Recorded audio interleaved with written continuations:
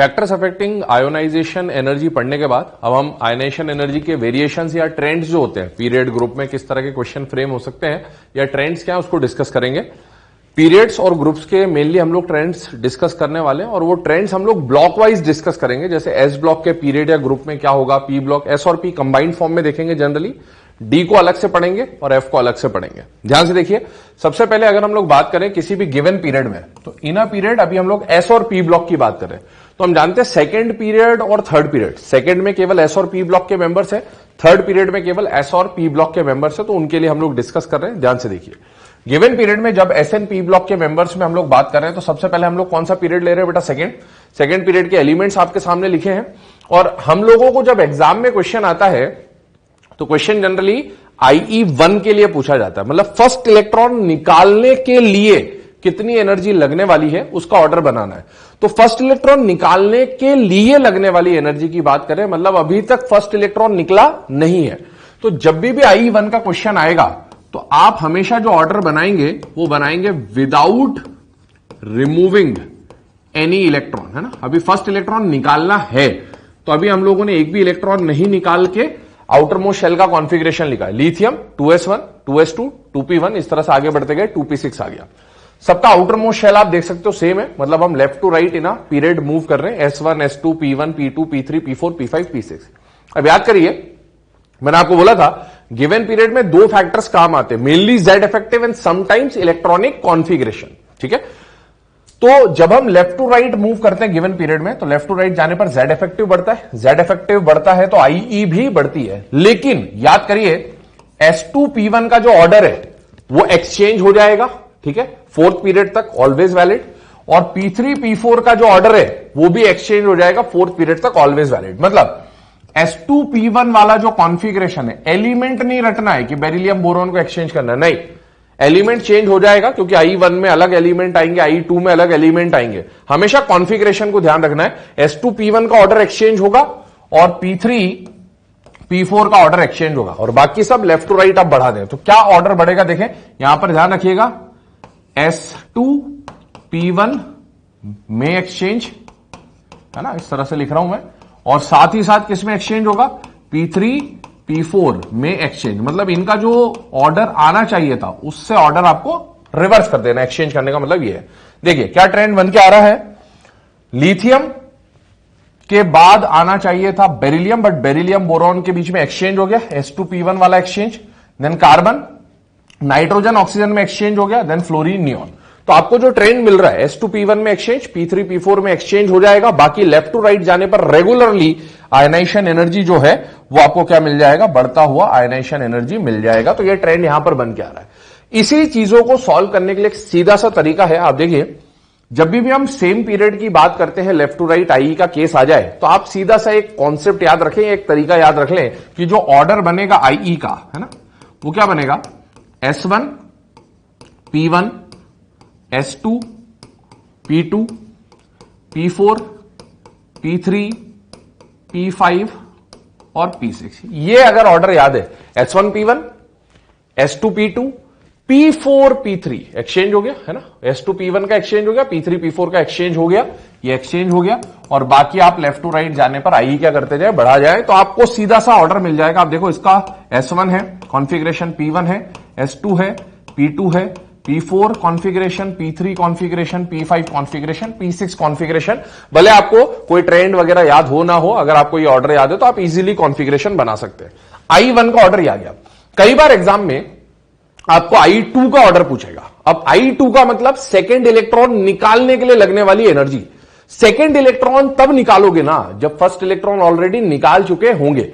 तो जब I2 का क्वेश्चन आएगा तो आप पहले एक इलेक्ट्रॉन निकाल दीजिए, उसका कॉन्फ़िगरेशन लिखिए और फिर उसका ऑर्डर बनेगा। देखिए, सेकेंड पीरियड के लिए जब हम I2 की बात कर रहे हैं तो ये I2 कब बनेगा, आफ्टर रिमूविंग वन इलेक्ट्रॉन। एक इलेक्ट्रॉन आप निकाल दीजिए तो ये 2s1 से हो गया 1s2, 2s2 का हो गया 2s1 एंड सो ऑन, यहां पर कॉन्फ़िगरेशन आएगा 2p5। अब देखिए, मैंने आपको बोला कॉन्फ़िगरेशन क्या, तो ये जो कॉन्फ़िगरेशन है यहां से यहां तक, ये सेम पीरियड के एलिमेंट, इसका पीरियड नंबर चेंज हो गया कॉन्फ़िगरेशन के बेस पे। देखिए, अब ये फर्स्ट पीरियड का, फर्स्ट शेल का एलिमेंट बन गया, तो यहां से लेकर यहां तक है ना, सबका आउटर मोस्ट शेल 2 दिख रहा है, मतलब ये सेम पीरियड के एलिमेंट है। और सेम पीरियड में लेफ्ट टू राइट जाने पर मैंने आपको बोला जेड इफेक्टिव बढ़ेगा, जेड इफेक्टिव बढ़ेगा, आई बढ़ेगा। केवल चेंज कहां कहां पर होगा, S2P1 का ऑर्डर आपस में एक्सचेंज हो जाएगा, मतलब ये दोनों का ऑर्डर एक्सचेंज हो जाएगा, और P3P4 का ऑर्डर एक्सचेंज होगा। ध्यान रखिएगा, मैंने आपको पहले भी बोला एलिमेंट नहीं रखना है। आप ऐसा मत याद कर लेना कि बेरिलियम बोरॉन एक्सचेंज होगा और नाइट्रोजन ऑक्सीजन एक्सचेंज होगा, वो तो कॉन्फ़िगरेशन के बेस पे। अब इस बार S2P1 यहां पर किसके साथ दिख रहा है, बेरिलियम बोरॉन के साथ, और यहां पर S2P1 किसके साथ दिख रहा है, बोरॉन कार्बन। तो एलिमेंट कौन एक्सचेंज होंगे ये याद नहीं रखना है, कॉन्फ़िगरेशन कौन सी एक्सचेंज होगी ये याद रखना है। इस ऑर्डर को देखिए S1P1, इसको भूल जाइए है ना, क्योंकि इसका शेल नंबर अलग है, ये सेम पीरियड के लिए एप्लीकेबल है। S1 मतलब बेरिलियम, फिर P1 मतलब कार्बन, फिर S2, फिर P2, फिर P4, फिर P3, फिर P5। और एक बात देखिए, ये 1s2 क्या ये नोबल गैस कॉन्फ़िगरेशन है? यस। कौन सी नोबल गैस है ये? हीलियम। एक बात समझना, left to right generally I बढ़ता है, मतलब इधर वाले एलिमेंट का आई कम और लास्ट वाले एलिमेंट का आई ज्यादा, मतलब नोबल गैस का अपने पीरियड में आई सबसे ज्यादा। और down the group, noble gas की बात कर रहा हूं, डाउन द ग्रुप जाने पर आई डिक्रीज होता है। Down the group shell number बढ़ेगा, शेल नंबर बढ़ेगा, अट्रैक्शन कम होगा, अट्रैक्शन कम होगा, आई कम हो जाएगा। इसका मतलब है गिवन पीरियड में हीलियम की सबसे ज्यादा फर्स्ट में, सेकेंड पीरियड में नियॉन, थर्ड पीरियड में आर्गन, इनका अपने अपने पीरियड में सबसे ज्यादा, और down the group I decrease हो रही है। मतलब पूरे पीरियोडिक टेबल में सबसे ज्यादा आई, अगर किसी कॉन्फ़िगरेशन की, एलिमेंट नहीं याद रखना है, कॉन्फ़िगरेशन याद रखना है, किसी कॉन्फ़िगरेशन की आई अगर सबसे ज्यादा होगी तो वो कौन सा कॉन्फ़िगरेशन होगा? Helium configuration. और हीलियम कॉन्फ़िगरेशन क्या होता है? 1s2। तो नोबल गैस का जो कॉन्फ़िगरेशन है उसका आई आपको क्या मिलेगा? सबसे ज्यादा। और अगर हीलियम वाला कॉन्फ़िगरेशन दिख जाता है, सॉरी यहां हीलियम नहीं लिथियम आएगा, क्योंकि हमने कॉन्फ़िगरेशन हीलियम के लिए रखी, बट एलिमेंट जो आपको दिया वो लिथियम है। तो देखिए नोबल गैस कॉन्फ़िगरेशन की आई अपने रिस्पेक्टिव पीरियड में सबसे ज्यादा हो जाएगी। और अगर 1s2 कॉन्फ़िगरेशन दिख जाए किसी के भी साथ, तो बिना कुछ सोचे समझे 1s2 कॉन्फ़िगरेशन चाहे किसी भी एलिमेंट के साथ हो, नोबल गैस में हीलियम की कॉन्फ़िगरेशन का आई पूरे पीरियोडिक टेबल में सबसे ज्यादा हो जाएगा। देखिए सॉल्व करेंगे, left to right, Z effective बढ़ेगा, अट्रैक्शन बढ़ेगा, आई बढ़ेगा। और जो ऑर्डर है आप देख सकते हैं, beryllium carbon boron, beryllium carbon boron, nitrogen fluorine, nitrogen fluorine, oxygen neon, oxygen neon, और लास्ट में कौन आ जाएगा? लिथियम। ये मैंने सेकेंड पीरियड के लिए फर्स्ट और सेकेंड आई का ऑर्डर आपको बताया। थर्ड पीरियड के लिए सोडियम टू आर्गन, फर्स्ट और सेकेंड आई का ऑर्डर आप खुद ट्राई करेंगे। आंसर मैं हालांकि आपको बता दे रहा हूं, बट ट्राई खुद करें। ऑर्डर इसको बहुत अच्छी तरीके से याद कर लें, इससे आप बहुत इजीली सॉल्व कर सकते हैं। हुआ क्या है, लेफ्ट टू राइट लगातार आई बढ़ा है, बस S2P1 में एक्सचेंज हो गया है, P3P4 में एक्सचेंज हो गया, और ये S2P1 और P3P4 exchange valid, always valid up to fourth period होता है। देखिए थर्ड पीरियड की बात करें, सोडियम मैग्नीशियम एल्यूमिनियम है ना, अप टू आर्गन आप जा रहे हैं, लेफ्ट टू राइट जाने पर जेड इफेक्टिव बढ़ेगा, आई बढ़ेगा, एक्सचेंज किसमें होगा? S2P1 में और P3P4 में। बाकी पूरा ऑर्डर बढ़ेगा, बस ये पीछे आ जाएगा, ये आगे चला जाएगा, ये पीछे चला आएगा और ये आगे चला जाएगा। तो ऑर्डर बन जाएगा S1P1 मिनिमम टू मैक्सिमम, सबसे कम सोडियम, उससे ज्यादा एल्यूमिनियम, उससे ज्यादा मैग्नीशियम, उससे ज्यादा सिलिकॉन, उससे ज्यादा सल्फर, उससे ज्यादा phosphorus, then chlorine, then argon. ये कॉन्फ़िगरेशन आ जाएगी, ये ऑर्डर आ जाएगा। सिमिलरली I2 मतलब एक इलेक्ट्रॉन निकाल दिया, उसके बाद का कॉन्फ़िगरेशन लिखा, उसके बाद का कॉन्फ़िगरेशन देखें तो ये 3 वाले सारे सेम पीरियड, ये अंदर वाला पीरियड बन गया, सेकेंड पीरियड बन गया। अब कॉन्फ़िगरेशन देखें, S1 सबसे कम, then P1, then S2, then P2, then P4, then P3, then P5, और ये नोबल गैस है कॉन्फ़िगरेशन, नोबल गैस कॉन्फ़िगरेशन का आई सबसे ज्यादा हो जाएगा। तो आपको जो ऑर्डर मिलेगा वो ऑर्डर आपके सामने है। तो सेकेंड और थर्ड पीरियड के लिए फर्स्ट आई सेकेंड आई को सॉल्व करने का जो ट्रेंड है वो आपके सामने है। आगे बात कर रहा हूं, इन्हीं से कुछ कंक्लूजन हम लोग निकालते हैं। कंक्लूजन क्या निकलेगा देखिए, एक बार फिर से बता दे रहा हूं। अब देखो इस वाले ऑर्डर में, I1 के ऑर्डर में मैक्सिमम आई किसकी दिख रही है? P6। क्या ये नोबल गैस कॉन्फ़िगरेशन होता है? यस। इस I2 का ऑर्डर देखो, लिथियम की आ रही है, लेकिन लिथियम यहां पर आयन के फॉर्म में, Li+ के फॉर्म में। Li+ का कॉन्फ़िगरेशन क्या है? 1s2। क्या ये नोबल गैस कॉन्फ़िगरेशन है? यस। तो बेटा गिवन पीरियड में आप देखो यहां पर भी आर्गन P6 है। देखिएगा ऑर्डर में आई सबसे ज्यादा किसकी आएगी? आर्गन की। किसी भी गिवन पीरियड में सबसे ज्यादा आयनाइजेशन एनर्जी किसकी होगी? लास्ट एलिमेंट की। लास्ट एलिमेंट कौन सा होगा? Noble gas. और नोबल गैस का configuration, general configuration np6 configuration होता है। अगर मैं हीलियम को छोड़ दूं तो हीलियम का आई पूरे पीरियोडिक टेबल में सबसे ज्यादा। तो ध्यान से देखें, लेफ्ट टू राइट जाने पर आई बढ़ेगा। सबसे पहले एलिमेंट का आई सबसे कम, सबसे लास्ट एलिमेंट का आई सबसे ज्यादा। और यही ट्रेंड हम लोग यहां पर नोट में लिख रहे हैं, देखिएगा। पहला point, maximum I in a period, same period की बात कर रहे हैं। तो नोबल गैस कॉन्फ़िगरेशन वाले जो P6 है, या हीलियम अगर आ जाए तो हीलियम को भी लेना है, सबसे ज्यादा आई हो जाएगी सेम पीरियड में। मिनिमम आई फर्स्ट एलिमेंट जो होगा, S1 कॉन्फ़िगरेशन दिख रहा है, minimum for the same period बात कर रहे हैं। Maximum I in periodic table, पूरे पीरियोडिक टेबल में सबसे ज्यादा आई किसकी मिलेगी? 1s2। 1s2 का मतलब है we are talking about helium configuration. 1s2 अगर किसी एलिमेंट के साथ दिख रहा है तो आप बिना कुछ सोचे समझे उसे मैक्सिमम आई पर चिपका दीजिए, कोई प्रॉब्लम नहीं आएगा। चलिए, कुछ क्वेश्चंस इसके बेस पे हम लोग सॉल्व करने वाले हैं। पहला question, determine correct and incorrect order, है ना। ऑप्शंस नहीं है, आपको पता करना है कौन सा ऑर्डर सही है, कौन सा ऑर्डर गलत है। देखिए, सबसे पहले Mg2+, सबसे पहले Mg2+ की बात हो रही है और यहां Mg+ की बात हो रही है। इन क्वेश्चन को बहुत ध्यान से समझना, इसमें बहुत मिस्टेक करते हैं बच्चे। क्या प्रॉब्लम आती है, क्या मिस्टेक करते हैं? देखिए, मैंने आपको बोला आईई डिपेंड करता है जेड इफेक्टिव पे और कॉन्फ़िगरेशन पे। बच्चे क्या अप्रोच करते हैं, Mg2+ का कॉन्फ़िगरेशन जब आप बनाओगे क्या बनेगा? 3s1 outer most shell. और Mg2+ का कॉन्फ़िगरेशन क्या बनेगा? 2p6। ठीक है, ये S1 है और ये P6 है। नोबल गैस कॉन्फ़िगरेशन दिख रहा है, नोबल गैस कॉन्फ़िगरेशन का आई क्या हो जाएगा? ज्यादा। बिल्कुल सही ऑर्डर है, करेक्ट ऑर्डर है। ठीक है, देन सेकेंड केस देखिए, सोडियम का Na+ का कॉन्फ़िगरेशन बन जाएगा 2p6 और Na2+ का कॉन्फ़िगरेशन क्या बन जाएगा? 2p5। P5 और P6 में सेम पीरियड में ज्यादा नोबल गैस का आई हो जाता है। तो बच्चे क्या करते हैं, इसमें आप देखिए क्या Na+ आपको ज्यादा दे रखा है, क्वेश्चन में दे रखा है, और बच्चे क्या सोचते हैं कि इसका आई ज्यादा होगा क्योंकि ये P6 से नोबल गैस कॉन्फ़िगरेशन है। गलत, बिल्कुल गलत। क्वेश्चन किस किस टाइप के आएंगे ध्यान से सुनिए। सेम पीरियड जो अभी हमने डिस्कस करा, ये जो ऑप्शंस आपको दिख रहे हैं क्या ये सेम पीरियड के हैं? नहीं। क्या ये सेम ग्रुप के हैं? नहीं। क्या ये different species of same element है बेटा? तो आप देखो, ये दोनों डिफरेंट स्पीशीज ऑफ मैग्नीशियम, ये दोनों different species of sodium, different species of scandium and different species of neon. जब भी different species of same element या आइसो इलेक्ट्रॉनिक का क्वेश्चन आएगा, कॉन्फ़िगरेशन मैटर नहीं करेगा।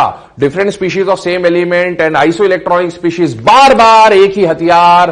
कौन सा हथियार? Z effective, Z effective, Z effective. तो ये जो क्वेश्चन है ये सॉल्व होगा बेटा जेड इफेक्टिव के बेसिस पे। और Mg+2 ज्यादा जेड इफेक्टिव किसका? Mg+2 का। जेड इफेक्टिव ज्यादा, अट्रैक्शन ज्यादा, अट्रैक्शन ज्यादा, आई ज्यादा, मतलब ये ऑर्डर करेक्ट है। सक्सेसिव आई से भी कर सकते हैं। Na+ Na+2 क्या different species of same element है? Yes. Different species of same element में एक ही हथियार काम आएगा, जेड इफेक्टिव। इसका जेड इफेक्टिव ज्यादा होना चाहिए था और इसका जेड इफेक्टिव अगर ज्यादा होगा तो इसकी आई भी ज्यादा होगी, मतलब ये ऑर्डर इनकरेक्ट है। Sc+3 Sc+4 ज्यादा जेड इफेक्टिव किसका? स्कैंडियम 4+ का जेड इफेक्टिव ज्यादा, आई ज्यादा होनी चाहिए थी, ऑर्डर गलत है।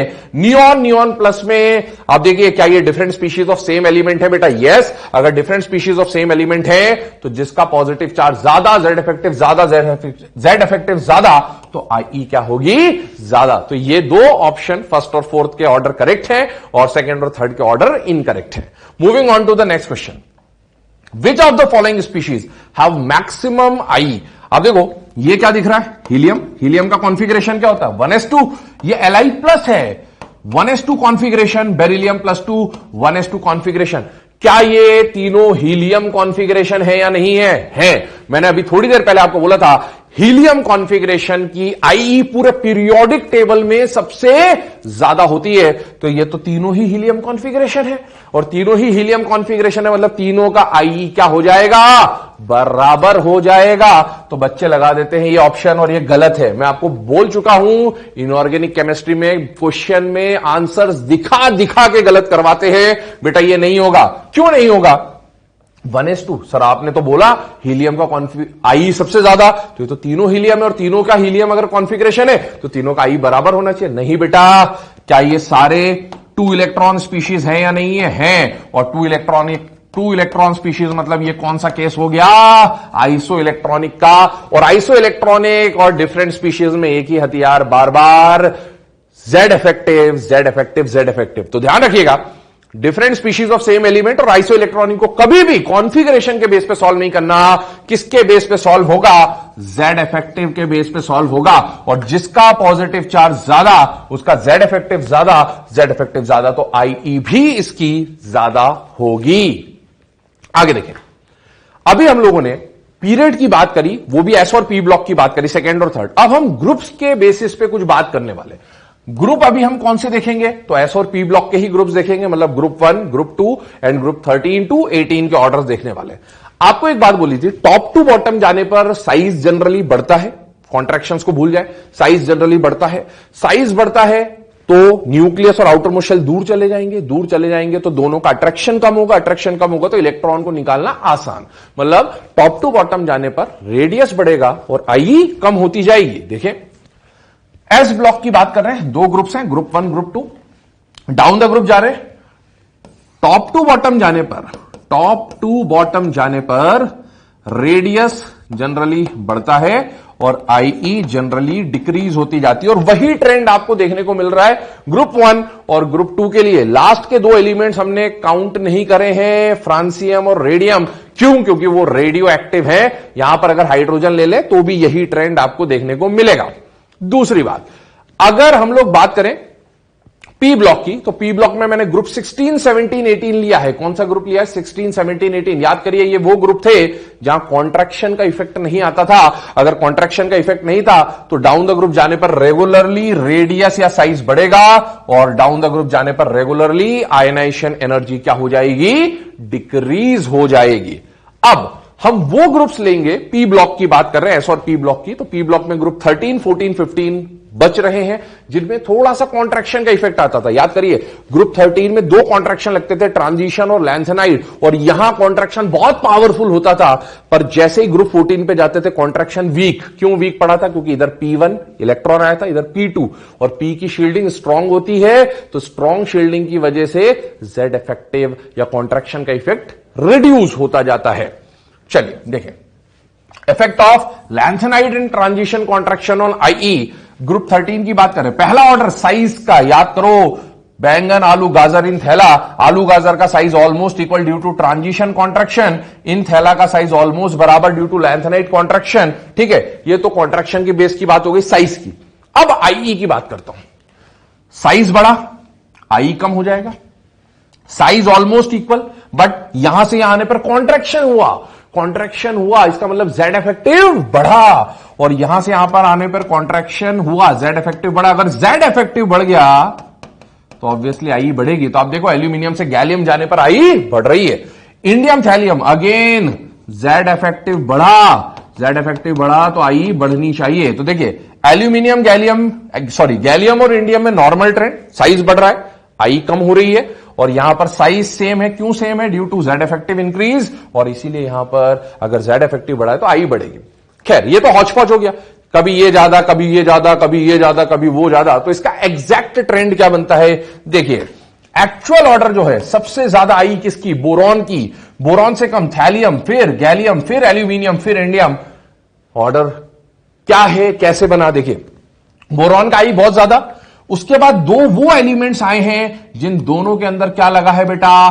कॉन्ट्रैक्शन। पर एक बात बताओ, ट्रांजिशन कॉन्ट्रैक्शन D इलेक्ट्रॉन्स की वजह से, और लैंथेनाइड कॉन्ट्रैक्शन F इलेक्ट्रॉन्स की वजह से, और F इलेक्ट्रॉन की वजह से लगने वाला जो लैंथेनाइड कॉन्ट्रैक्शन था, मैं पहले भी बोल चुका हूं, ये ज्यादा पावरफुल होता है। इसीलिए थैलियम का जो IE है वो ज्यादा हो जाएगा, फिर आ जाएगा गैलियम, और उसके बाद एल्यूमिनियम और इंडियम का तो ऑर्डर जो है वो नॉर्मल ऑर्डर है बेटा, डिक्रीजिंग ऑर्डर हो जाएगा डाउन द ग्रुप। ये ऑर्डर आ जाता है। इस ऑर्डर को अगर आप वैल्यूज के हिसाब से देखें तो यहां पर हम लोग जब बात करें आयनाइजेशन एनर्जी, और यहां पर हम लोग एलिमेंट या एटॉमिक नंबर ले, तो ये ऑर्डर एक W टाइप का ऑर्डर देता है आपको, है ना। यहां पर कौन आ जाएगा? बोरॉन। यहां पर कौन आ जाएगा? एल्यूमिनियम। यहां आ जाएगा गैलियम, यहां आ जाएगा इंडियम और यहां आ जाएगा थैलियम। तो आप देख सकते हो सबसे ज्यादा आई किसकी दिख रही है, बोरॉन की, उसके बाद किसकी आई आ रही है, थैलियम की, उसके बाद किसकी आई आ रही है, गैलियम की, उसके बाद एल्यूमिनियम और सबसे कम पे कौन चला जाएगा, इंडियम। ठीक है, moving on to the next group, group 14। देखिए आयनेशन एनर्जी के ट्रेंड की बात कर रहा हूं। ग्रुप 14 में डाउन द ग्रुप जाते हैं, साइज बढ़ता है तो बेटा आईई कम होती जाएगी, बिल्कुल सही है। पर याद करिए एसएनपीबी में क्या लगता था, लैंथेनाइट कॉन्ट्रैक्शन। जहां जहां कॉन्ट्रैक्शन लगता है, जनरल बात यह है कि अगर कॉन्ट्रैक्शन लगा है तो जेड इफेक्टिव बड़ा होगा, और जेड इफेक्टिव बड़ा होगा तो आईई भी बढ़ जाएगी। तो सीधा सा एक कॉन्सेप्ट ध्यान रखें, जहां भी कॉन्ट्रैक्शन लगाया था, लैंथेनाइट कॉन्ट्रैक्शन लगाया था, जहां जहां कॉन्ट्रैक्शन लगेगा वहां वहां आईई इंक्रीज हो जाएगी, जनरल बात है। ठीक है, मैक्सिमम जगह पर वर्क करेगा। तो एसएनपीबी का जो ऑर्डर है वो चेंज हो गया। अब बात यह आती है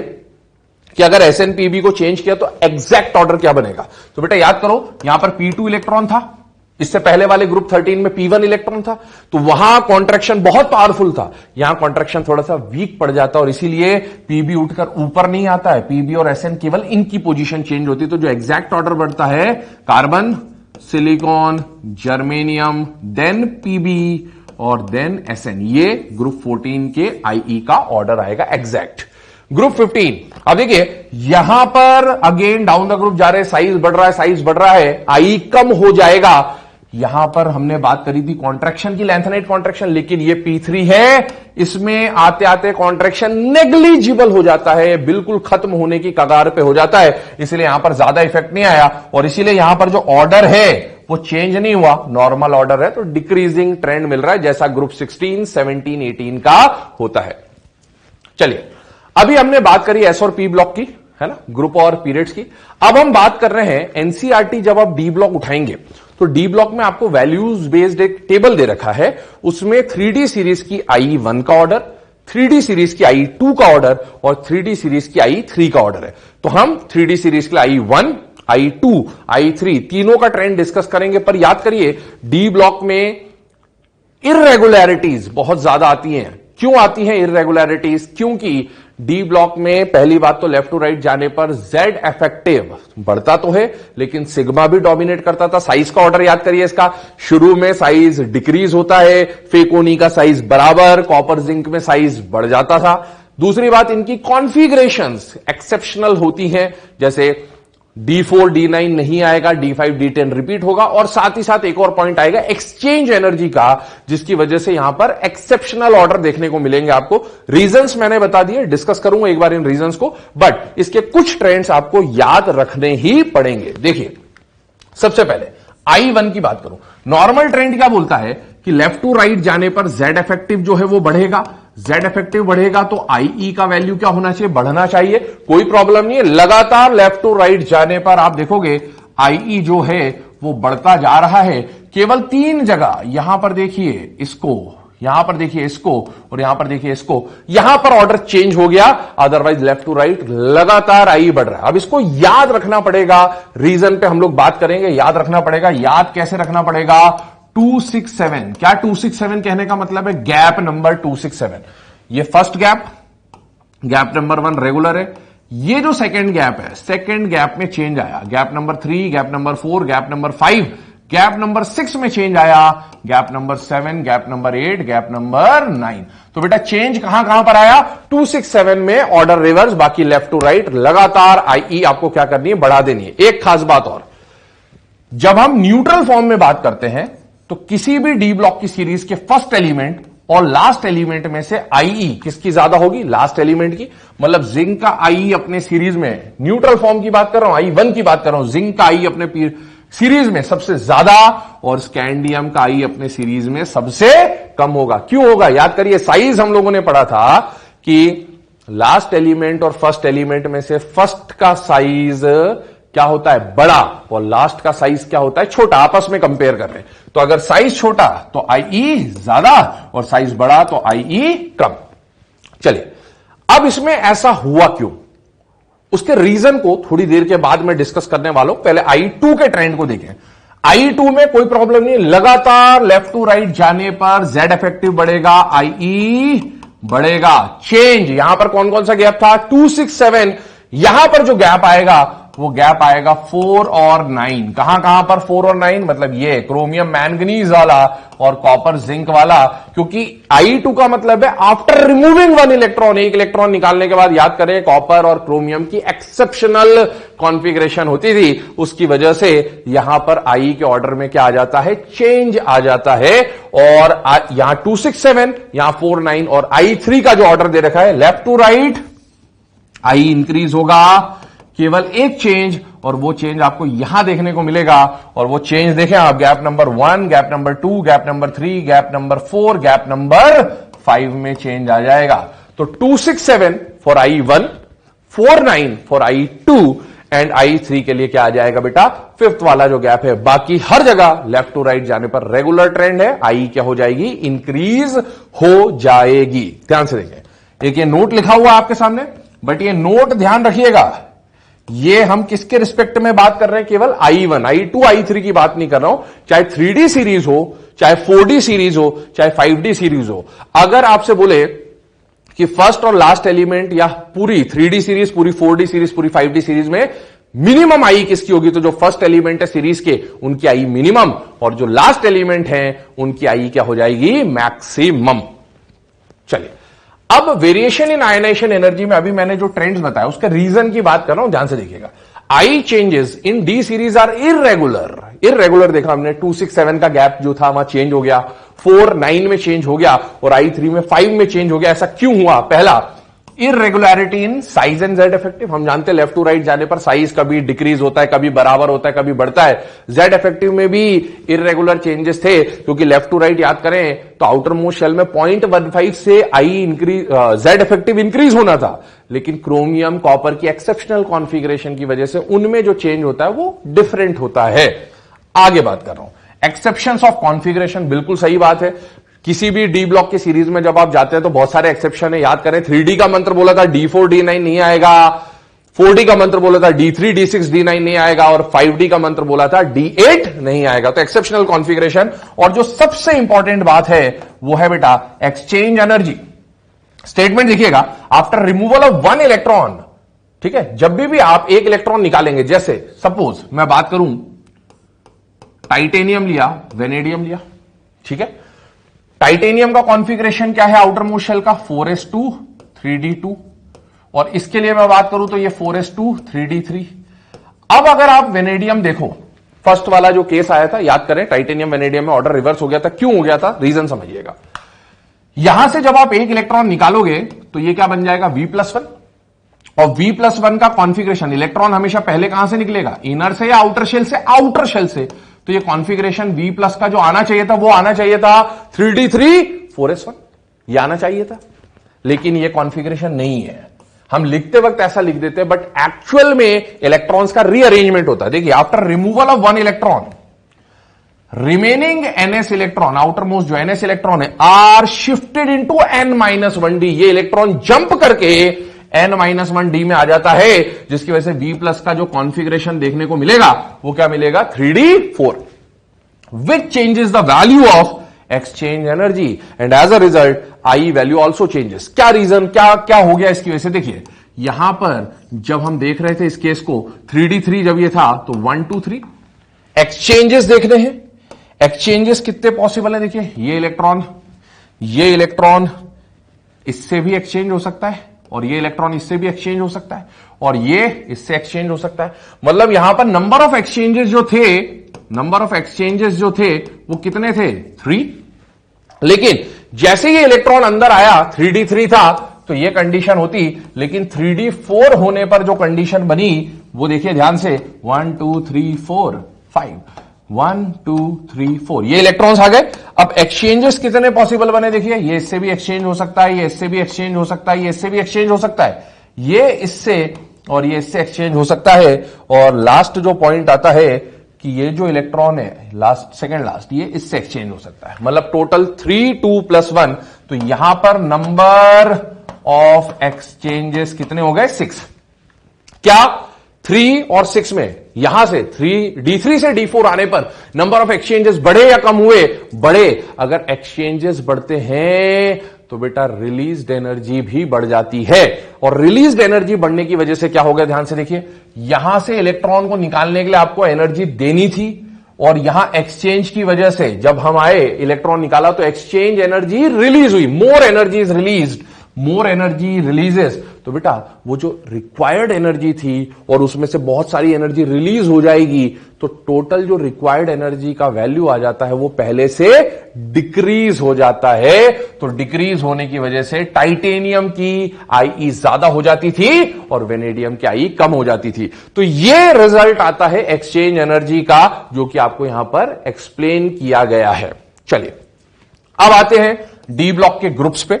जब डी ब्लॉक के ग्रुप्स की अगर हम लोग बात करें तो ग्रुप के ट्रेंड जो हैं डी ब्लॉक के, ये एनसीईआरटी में मेंशन्ड नहीं है, इस पे क्वेश्चन भी नहीं पूछा जाता है, बट फिर भी हम लोग इसे डिस्कस कर ले रहे हैं। ध्यान से देखिए, डी ब्लॉक के ग्रुप में 3 अलग अलग टाइप के ट्रेंड्स देखेंगे। ग्रुप 3 की अगर मैं बात करूं तो डाउन द ग्रुप आईई क्या होनी चाहिए, डिक्रीज होनी चाहिए, डिक्रीज होती जा रही है, कोई बात नहीं है।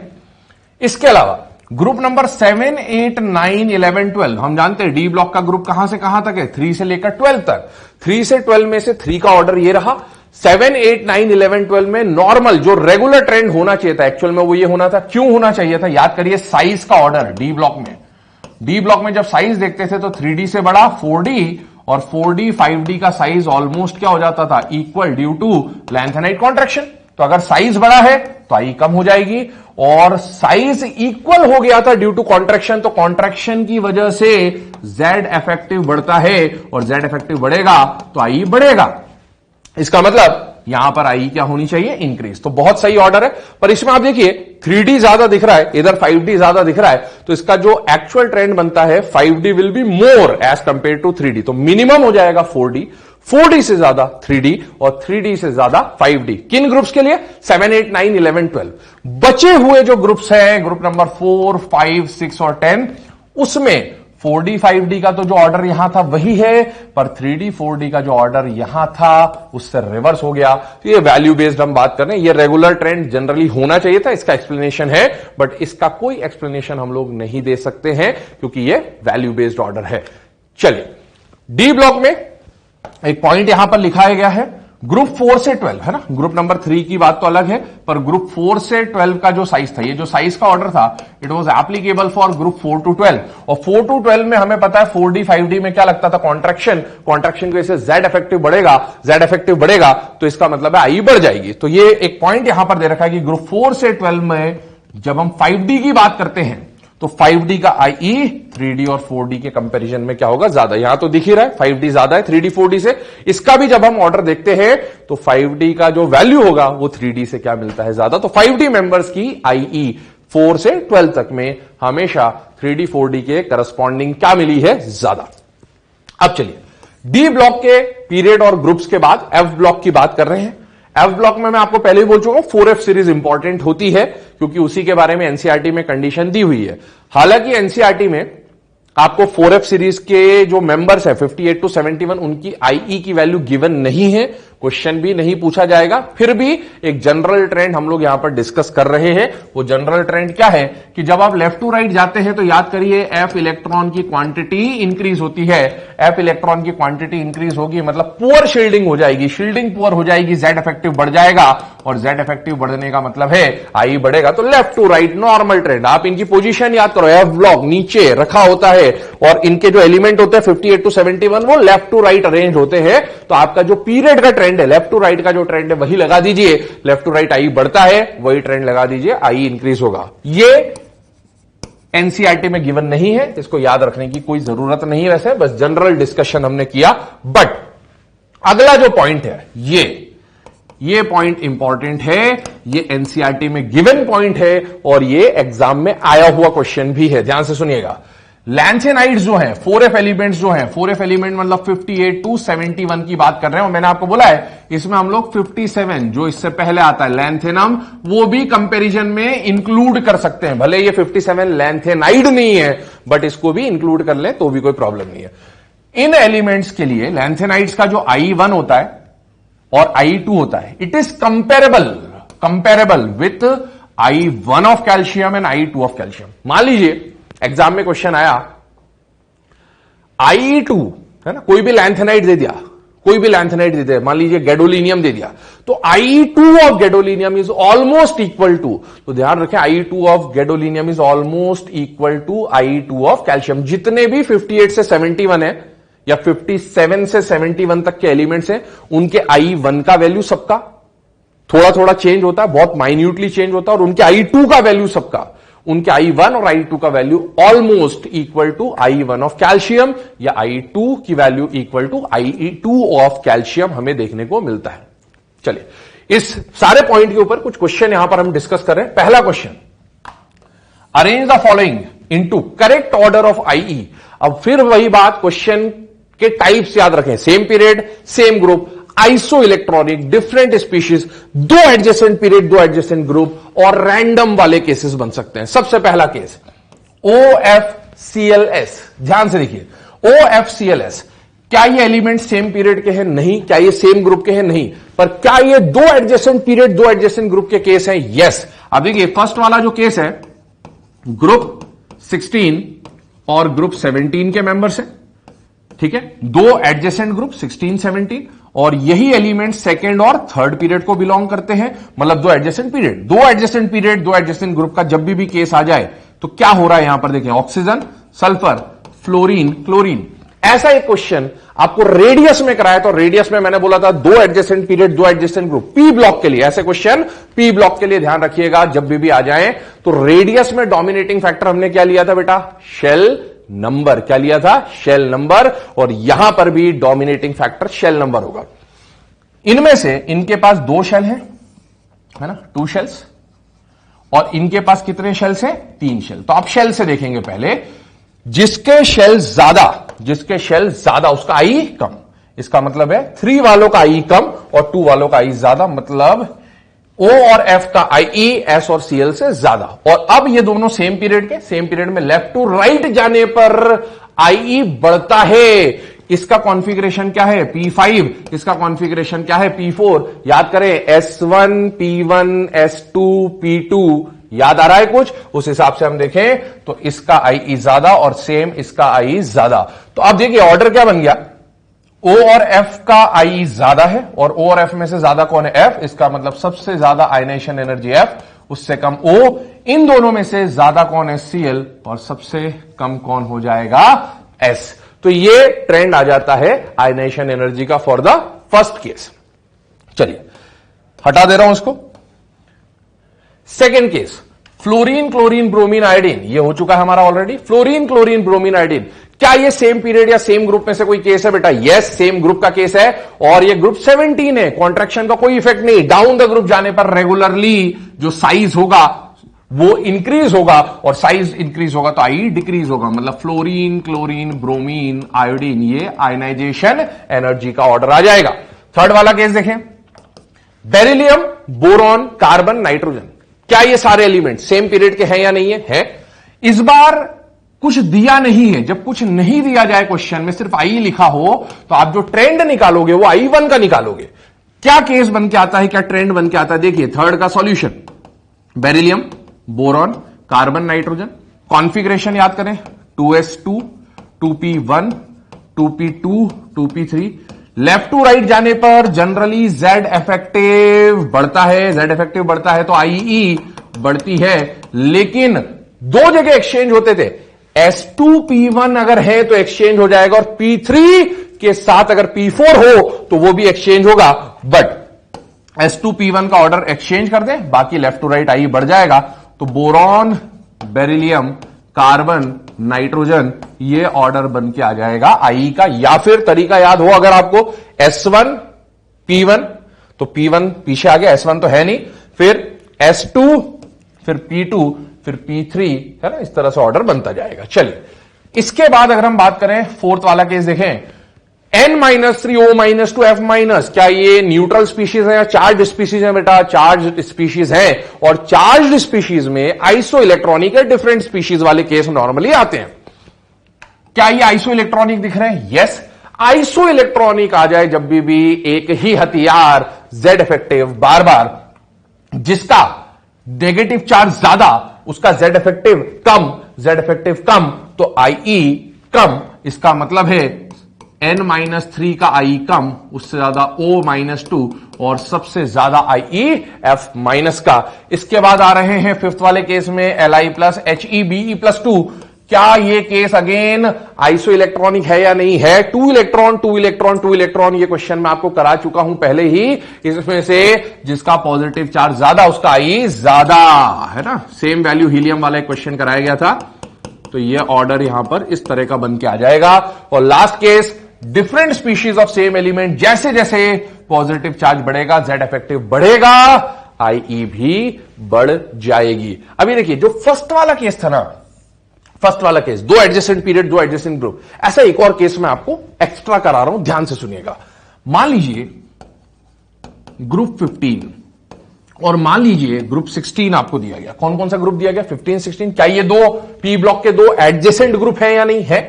इसका कॉन्फ़िगरेशन क्या होता है? P3। इसका कॉन्फ़िगरेशन क्या होता है? P4। यहां पर सेकेंड पीरियड और थर्ड पीरियड के जनरली आपको एग्जाम में क्वेश्चन आते हैं एलिमेंट्स, तो ये हो जाएगा नाइट्रोजन, फास्फोरस, ऑक्सीजन, सल्फर। जब भी रेडियस या आईई में पी ब्लॉक के अंदर 2 एडजेसेंट पीरियड 2 एडजेसेंट ग्रुप का क्वेश्चन आएगा, डोमिनेटिंग फैक्टर क्या लेना है? Number of shell. बेटा इनके अंदर 2 शेल्स हैं, है ना, सेकेंड पीरियड, और इनके अंदर 3 शेल्स हैं। डोमिनेटिंग फैक्टर शेल नंबर लेने का मतलब जिसके शेल कम उसका आई ज्यादा, तो इन दोनों का आई ज्यादा है और इन दोनों का आई कम है। इसका मतलब जब मैं यहां पर ऑर्डर लिख रहा हूं तो नाइट्रोजन ऑक्सीजन का आई ज्यादा रहेगा, फास्फोरस सल्फर कम। अब इन दोनों को सॉल्व करें तो नाइट्रोजन ऑक्सीजन आप कैसे मूव कर रहे हैं? Left to right in a period. Left to right in a period जाने पर जेड इफेक्टिव बढ़ता है, जेड इफेक्टिव बढ़ता है तो ऑक्सीजन की आई क्या होनी चाहिए? ज्यादा नहीं।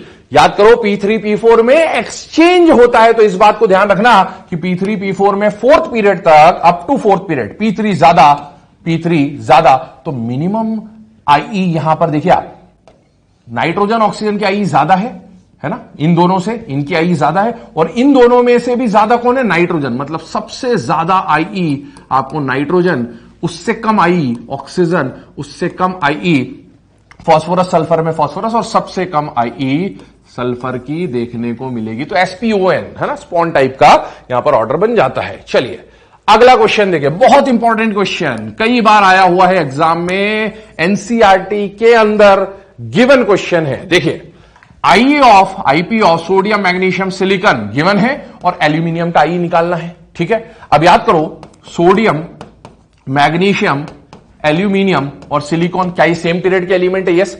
इनके आई का ऑर्डर कैसे बनेगा? 3s1, 3s2, 3p1, 3p2। याद करिए S1p1 पहले ऑर्डर आता है, मतलब सोडियम सबसे कम, उससे ज्यादा एल्यूमिनियम, फिर S2p2 मतलब मैग्नीशियम और सिलिकॉन, ये ऑर्डर आएगा इंक्रीजिंग। या याद करें तो लेफ्ट टू राइट आई बढ़ेगा, लेफ्ट टू राइट आई बढ़ेगा, और S2p1 में क्या हो जाएगा? एक्सचेंज। आपको आई किसका निकालना है? एल्यूमिनियम का, मतलब इसका आई हमें पता नहीं है। ऑर्डर बना लिया, बहुत सिंपल सा क्वेश्चन है। सोडियम का वैल्यू कितना दिया है? 496। मैग्नीशियम का वैल्यू कितना दिया? रेस्पेक्टिव वैल्यूज दे रखी 737, और सिलिकॉन का वैल्यू कितना दिया है? 786। तो अब आप खुद देख सकते हैं कि एल्यूमिनियम का वैल्यू कहां लाई करेगा? Between 496 and 737। अब ऐसा ऑप्शन देखिए जिसका वैल्यू 496 और 737, ये तो 737 से ज्यादा, 737 से ज्यादा, 737 से ज्यादा, तो करेक्ट आंसर कौन सा हो जाएगा? 577। चलिए अब अगला क्वेश्चन जो आता है इसी पे देख रहे हैं, विच of the following element has second IP less than first IP? मतलब ऐसा एलिमेंट बताइए जिसका सेकेंड आई कम हो और फर्स्ट आई ज्यादा हो। तो बेटा ऐसा हो ही नहीं सकता, करेक्ट आंसर कौन सा हो जाएगा? नन। सेम एलिमेंट के लिए, किसी भी सेम एलिमेंट में सक्सेसिव आई हमेशा बढ़ती है, तो ध्यान रखें सेम एलिमेंट में हमेशा सेकेंड आई ज्यादा होनी चाहिए, कभी भी कम नहीं हो सकती। सेम एलिमेंट के लिए कभी भी कॉन्फ़िगरेशन नहीं देखना है, हमेशा जेड इफेक्टिव और जेड इफेक्टिव ही देखना होता है।